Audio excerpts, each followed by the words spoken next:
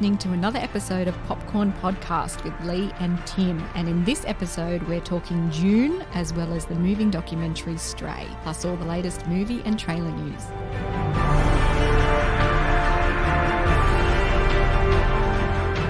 I'm Timothée, movie buff. And I'm Leigh Livingstone, entertainment journalist. And we love to talk all things movies. And what an episode we have in store for you today. Oh, mama. Oh, mama. Or Mama G. Who's Mama G? Who knows? I don't know.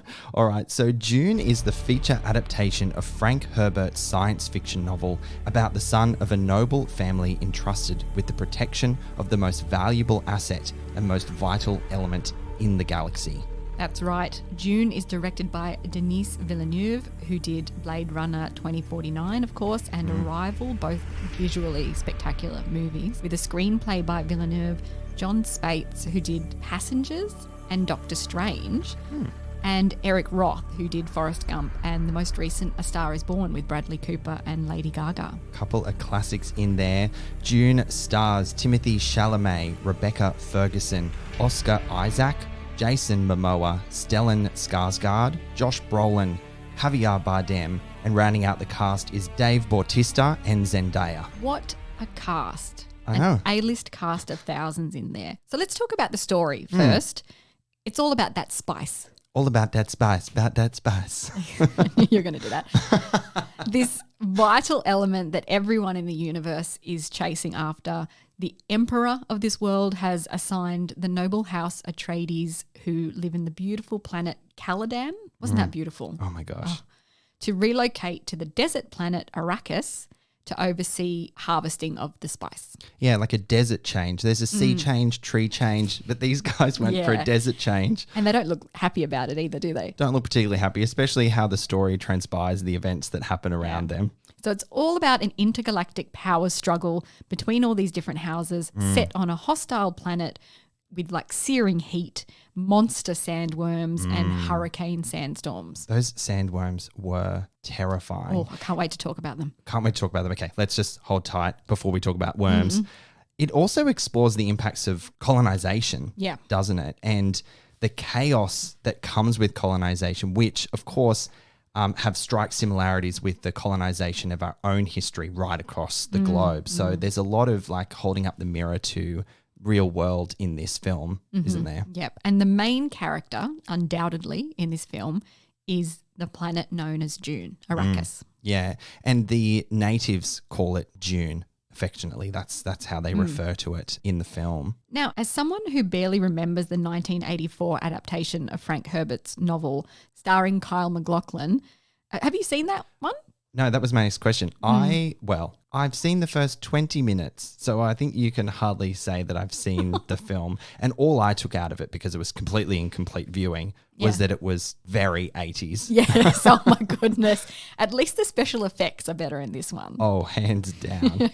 I like that in this version, there is a nice amount of exposition that sets up the players and the lay of the land. Did you feel that was well done or a bit heavy-handed? I thought the story's exposition was done really well. I completely agree with you, because it was masked in the education that Paul receives about the planet. So we learn along with him. So I found that to be a really good tool to communicate what is so many complex layers to this story and the history, the people, and so on and so forth. So yeah, I'm on the same page with you there. Yeah, and I think you really need that, because the source material like this, sci-fi novels have such an intricate world building to them, and it's a lot to fit on screen, so you need a little bit of explanation. And this part one, as it is, because we know now that they've greenlit a part two, which we'll get into, there's all these things that are constantly referred to and teased on, and this world building and understanding all the houses, all the people, their culture, where they come from, all the themes associated with this. There's things alluded to like desert powers.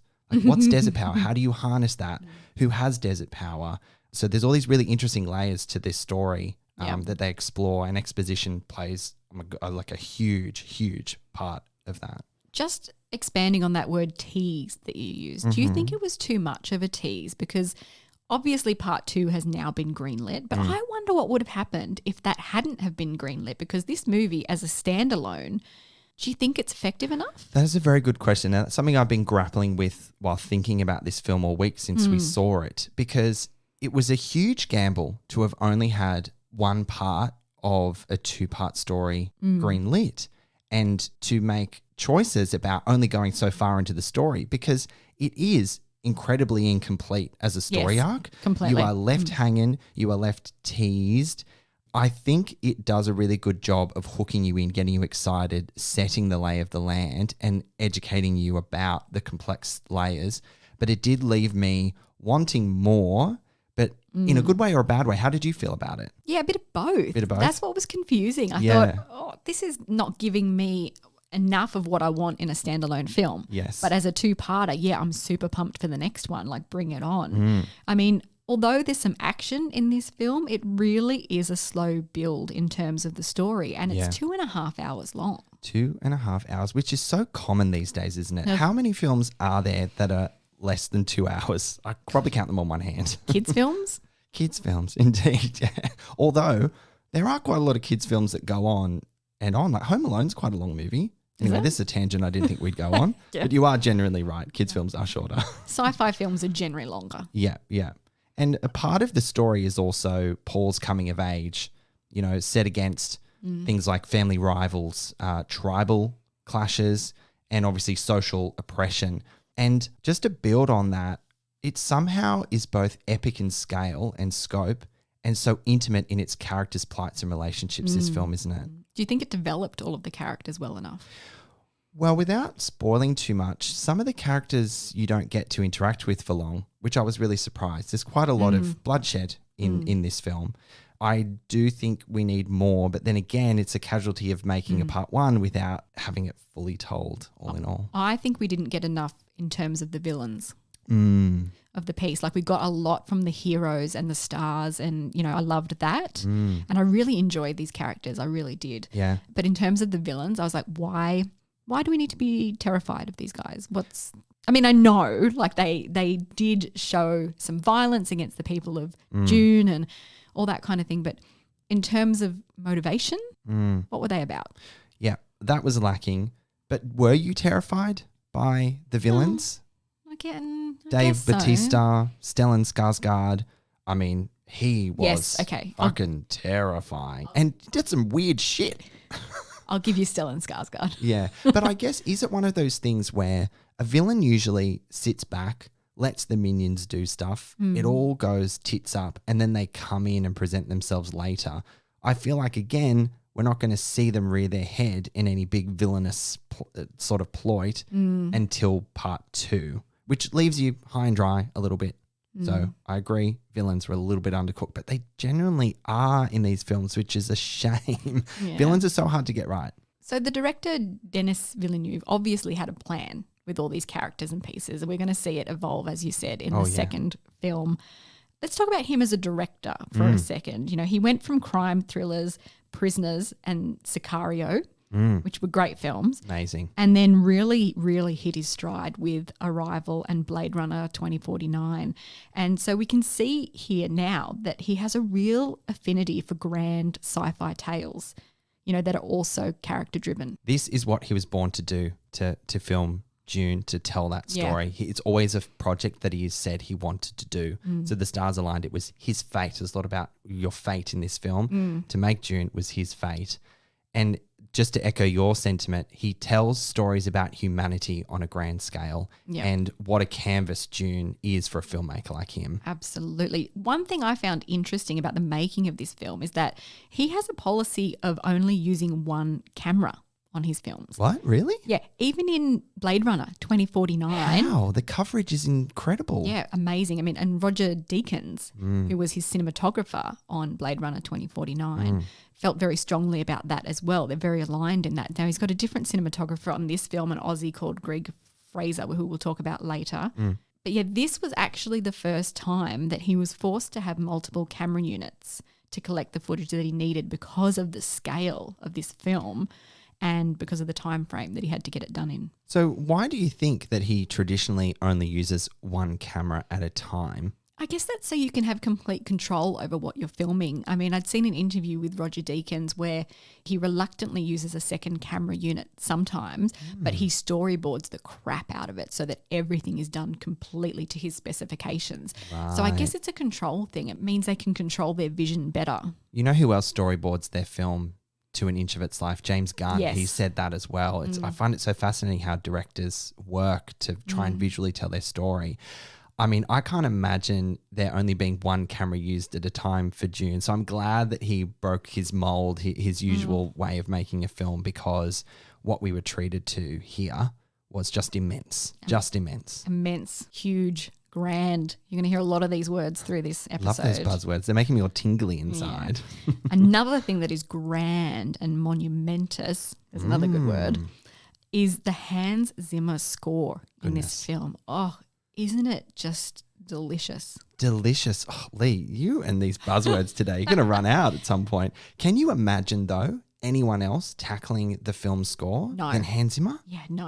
He's one of the most iconic composers in film today. And music is such a big part of Villeneuve's movies too. There's a real sophistication to his use of sound and score. It feels natural, but then it also elevates the grandness of the film. Oh, I couldn't have said it better. I think Hans Zimmer's, when I watched the film, the score captures you immediately with that bass at the opening. Like straight away, I was like, boom, there's Zims, there he is. And I can't wait to explore what he offers. And he throws in things like, whether or not it's the right word, but chanting. There's bagpipes in his score. There's even a moment where someone actually gets the bagpipe out.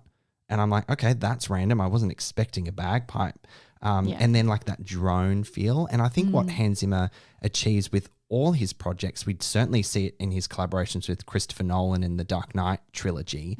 It's a full sound that is completely transformative. It's barely off. It's barely silent. There's always something happening. But there is an interesting use of silence in this film too. It's almost deafening in places.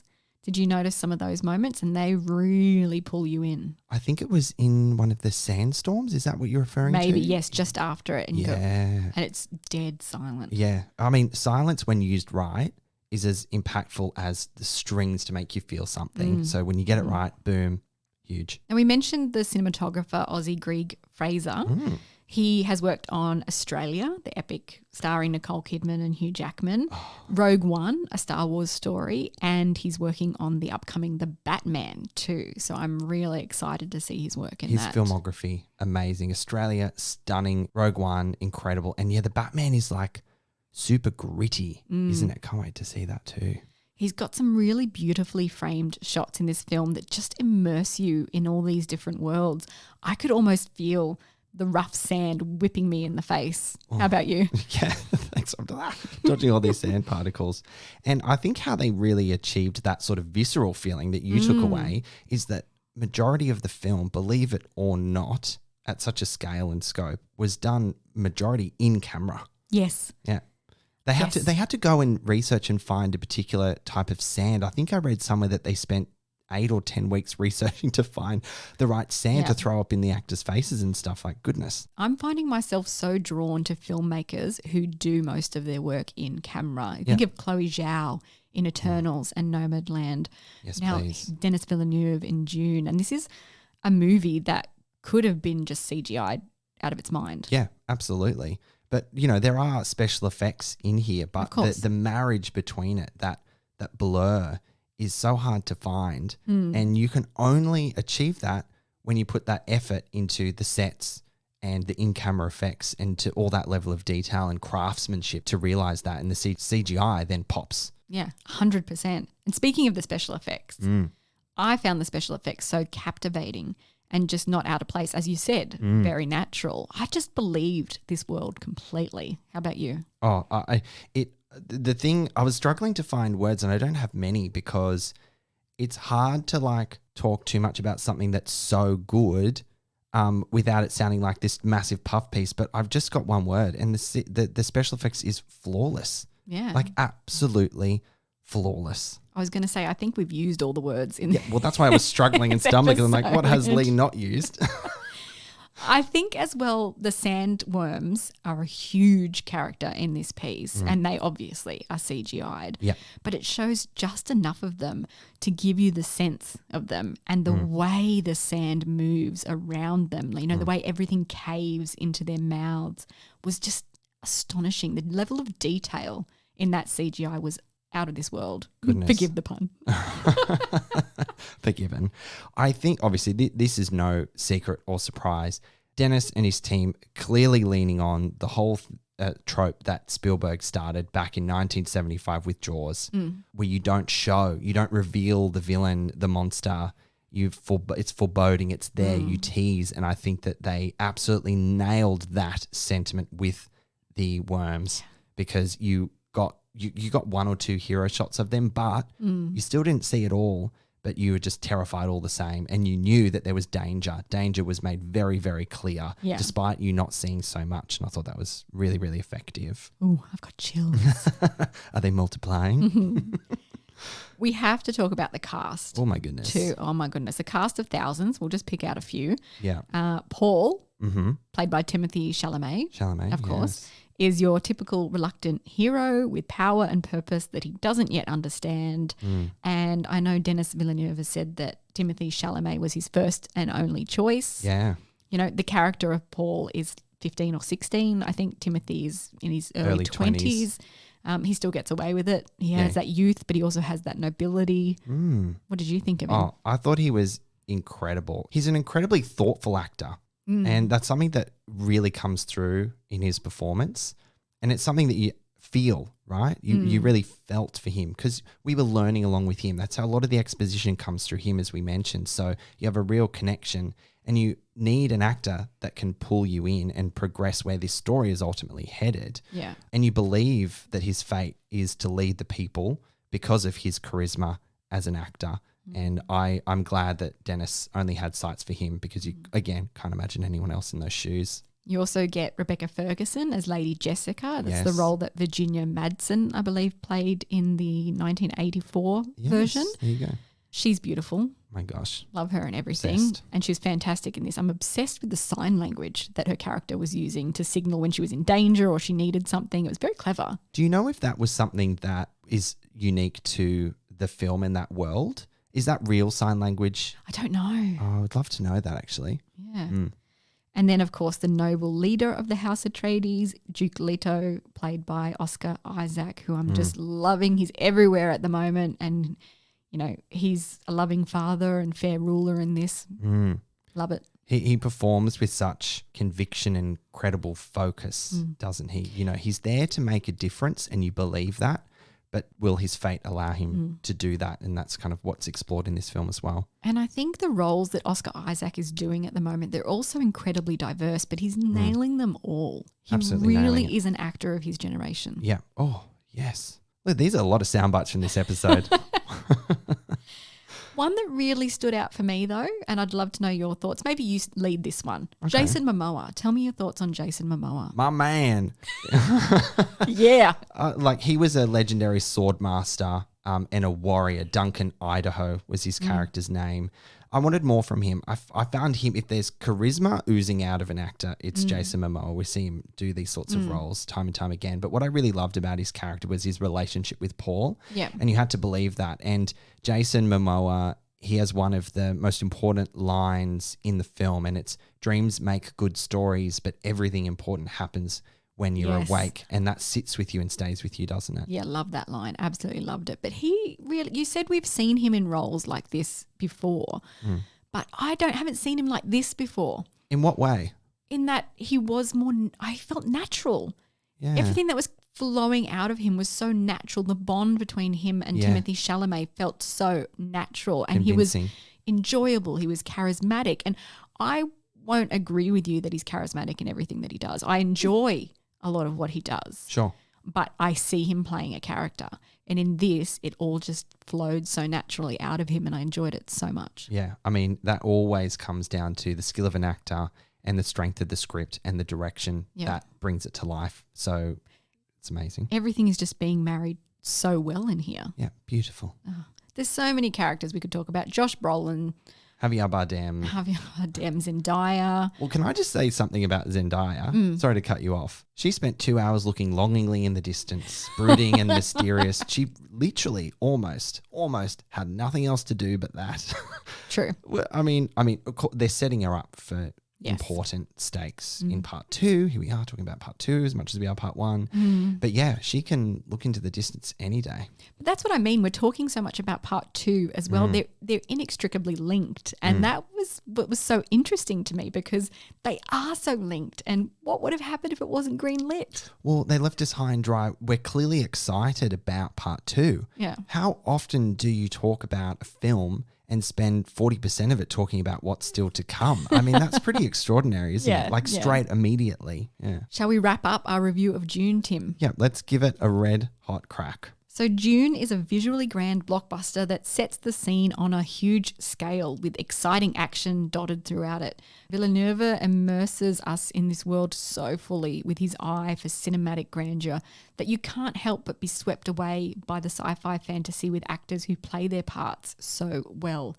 It is a setup though, and it can be a bit slow to build to that, but Dune is just utterly captivating and successful at making us yearn for the next part. See it on the biggest screen you can find with surround sound. I cannot stress that enough. Oh yeah. I'm giving Dune 4 popcorn kernels out of 5. Amazing. Well, goodness gracious me, Leigh, what a film. My expectations were huge. It was inescapable with the buzz about town, and it delivered in almost every way. There is no fault I have visually, no fault I have to the scale in which such an intimate story was told. No fault in how beautifully it represented cultures through its costume, hair, makeup, and production design. But the small problem I had was that it left me wanting more, so much more.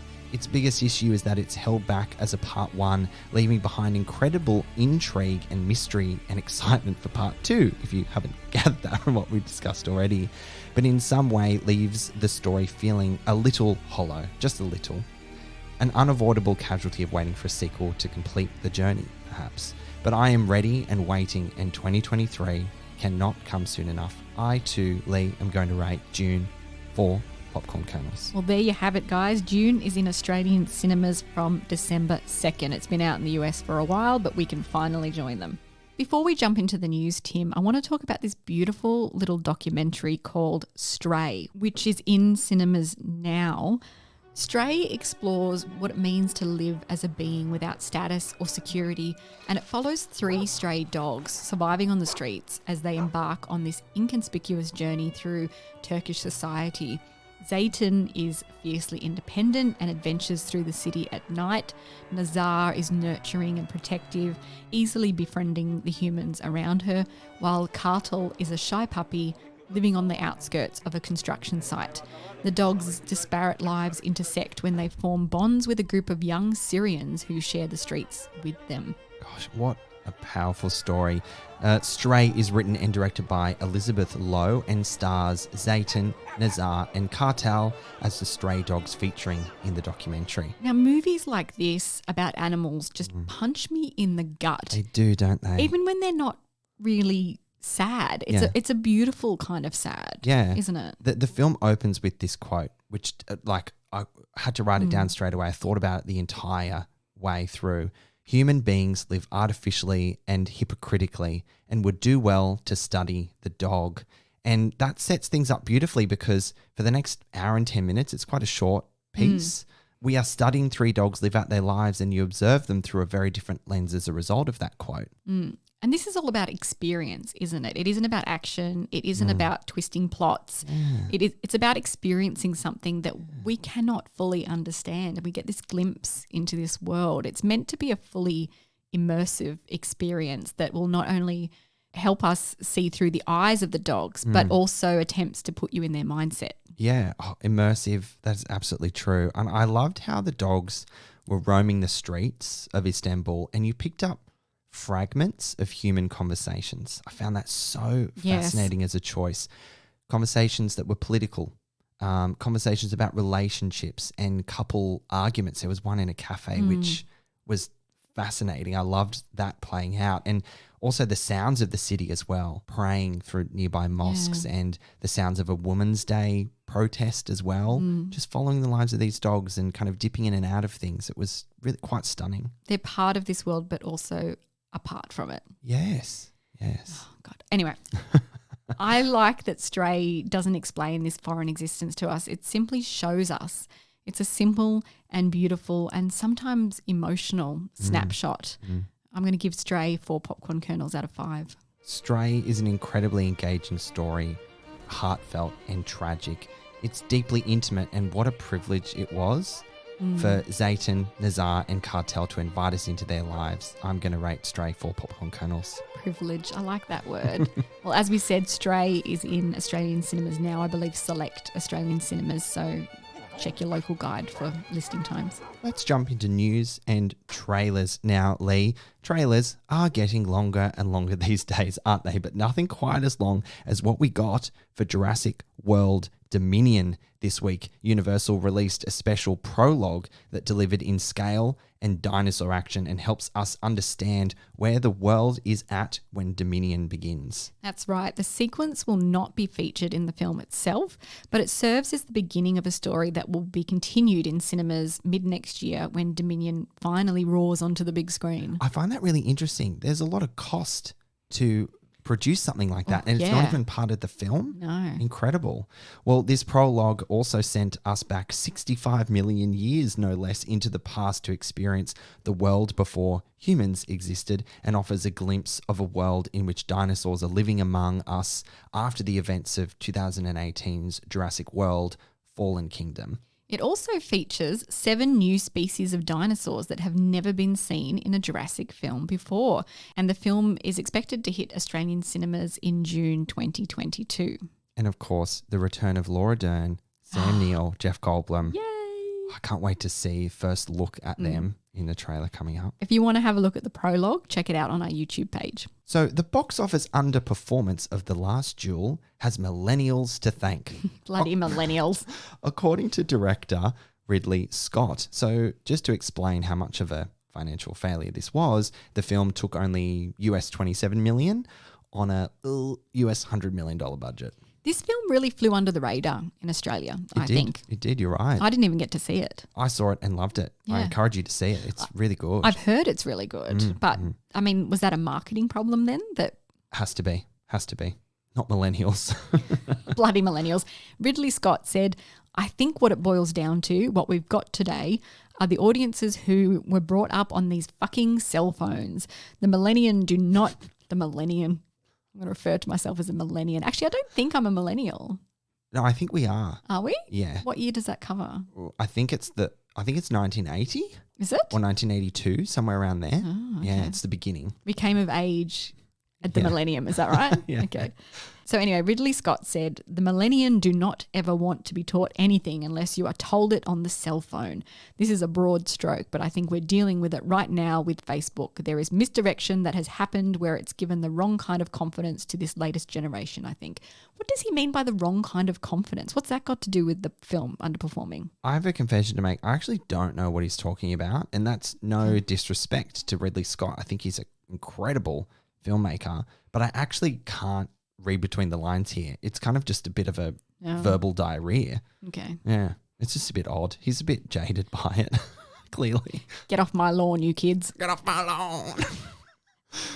Oh, dear. On to the DC League of Super Pets. Yeah. We got a trailer for this one, which got us super excited this week. The film follows Superman's dog, who teams up with a flying cat to stop crime while Superman is on vacation. I love the premise of this. Well, the voice cast consists of Dwayne Johnson, your boy, Kevin Hart, Kate McKinnon, John Krasinski, Natasha Lyonne, I love her, and Keanu Reeves and Jamila Jamil. Great voice cast there. Love it. The DC League of Super Pets will fly into Australian cinemas from May 2022. Leigh, did you know that the Beatles, they have been cast in Midas Man, which is a biopic about iconic music manager Brian Epstein, who was often referred to as the fifth Beatle? Yeah, so Jonah Lees is John Lennon, musician Blake Richardson will be Paul McCartney, Leo Harvey Elledge is George Harrison, and newcomer Campbell Wallace is Ringo Starr, with Jacob Fortune Lloyd from the Queen's Gambit as Epstein and Jay Leno as the iconic talk show host, Johnny Carson. I have to say that's pretty meta of Jay Leno to be playing Johnny Carson, because didn't he take over from The Tonight Show from Johnny Carson? Yeah, true. Interesting. I think. Yeah, I think so. Anyway, you can fact check us. The film recently actually lost its director, Jonas Åkerlund, due to creative differences only 3 weeks into filming, which forced the production to shut down, actually. It will now be directed by Welsh actress and director Sarah Sugarman. That's like worst case scenario. You've already started principal photography and your director walks off set. That is very Auckland, isn't it? Tim. I'm sorry. Forgive me. All right, you take over. What's next? There are 2 new Three Musketeers movies coming our way in 2023 from film distributor Pathé, titled The Three Musketeers D'Artagnan and The Three Musketeers Milady. Milady? Oh my God, that's so funny. Okay, so the cast is led by Francois Civil as D'Artagnan, Eva Green as Milady de Winter, and Vincent Cassel as Athos. They are joined by Roman Duris as Armaeus and Pio Marmay as Porthos. My goodness, this is a tongue twister, Lee. Do you want to take over the rest for me? So Louis Garrel will also star as King Louis VIII alongside Vicky Krieps as Queen Anne of Austria, who we saw Vicky in M. Night Shyamalan's Old recently. That's it. And Jacob Fortune Lloyd, who we just discussed in Midas Man, will be the Duke of Buckingham. I wish you'd taken the front half of that, because mine were clearly harder than the ones that you just took over. So are they sequels to each other then? Yes, so they come together, yeah. Right. So Denis Villeneuve, you should have, like, these guys are doing it right. They're commissioned 2 stories back to back. Exactly. Anyway. But I love this cast. Oh Yeah, my God, unreal. Vincent Cassel He's as Athos. fantastic. Oh, give me. Yes, please. Well, Lee, rounding out our news for the day, we do have some sad news to end on. The world lost a musical theatre icon this week as award-winning composer and lyricist Stephen Sondheim passed away at the age of 91. What an innings. Yeah, so sad though. Sondheim was the genius behind Broadway hits, including Into the Woods, Sweeney Todd, and he wrote the lyrics in West Side Story. Gosh, what a mark he's left behind in arts and culture, and our love to his family at this time. Yeah, our thoughts are with his family, definitely. All right, Lee. Goodness gracious. We've done it. Another jam-packed episode of Popcorn Podcast. We brought you our take on Dune, which is in cinemas in Australia from December 2nd. We also discussed the beautiful documentary Stray, which is in select Australian cinemas, so make sure you check it out. All right, guys, as always, thank you so much for listening. We'll catch you next time. We are now on YouTube, guys, where you will find our latest celebrity video interviews. Simply search Popcorn Podcast with Leigh and Tim and make sure you subscribe so you don't miss a single one.